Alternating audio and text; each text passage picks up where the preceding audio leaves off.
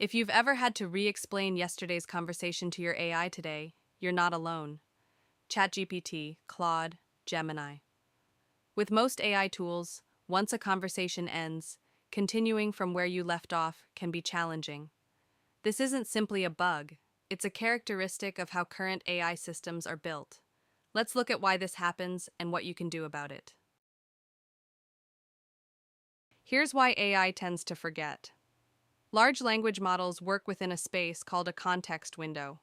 Claude supports up to 200K tokens, GPT-4o up to 128K tokens.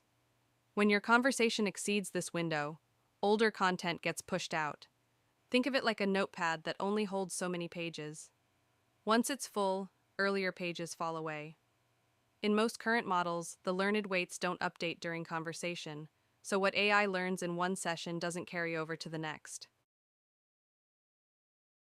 On March 6, 2026, Karpathy shared an insight on X. 2 key points. First, if you give AI tools for reading, writing, and searching memory, you can go quite far even within the current paradigm. Second, humans form long-term memories during sleep, not during the experience itself. AI may need something similar, a scheduled training process. He described current AI memory implementations as crappy. First, early examples that were somewhat bolted on. In other words, we're still in the early days, and there's enormous room for improvement. Researchers are actively working on this problem. A December 2025 paper titled Memory in the Age of AI Agents reported that giving AI agents persistent memory improved task accuracy by 26%. A January 2026 paper proposed the agent cognitive compressor technique for efficiently compressing context while preserving key information. And Mem0, an open-source project that adds a long-term memory layer to AI, has earned over 48,000 stars on GitHub.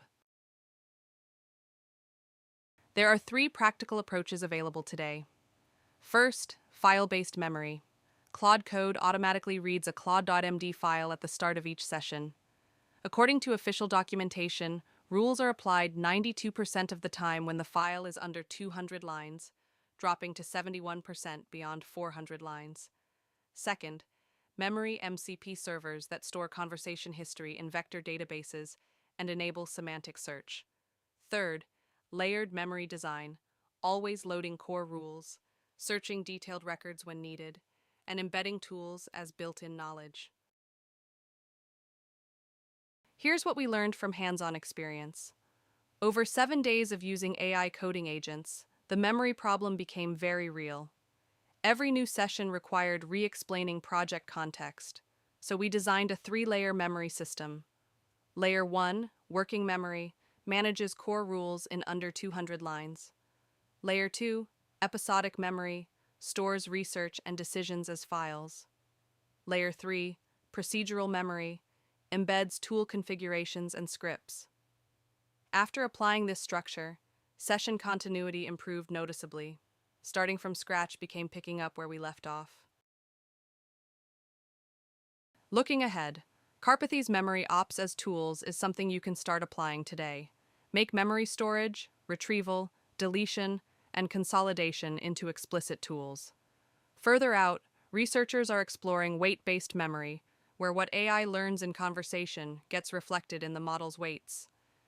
Similar to how human brains consolidate memories during sleep, AI could internalize experiences through a separate training process.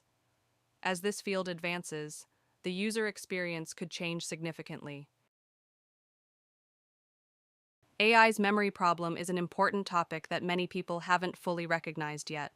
It's easy to focus on prompts while overlooking memory management, but consciously designing memory can make a meaningful difference. As one reply to Karpathy's post put it, most AI products don't have a memory design doc. They have a prompt and hope. Designing your memory, that's the first step. This is a real build log from Sapjil Coding.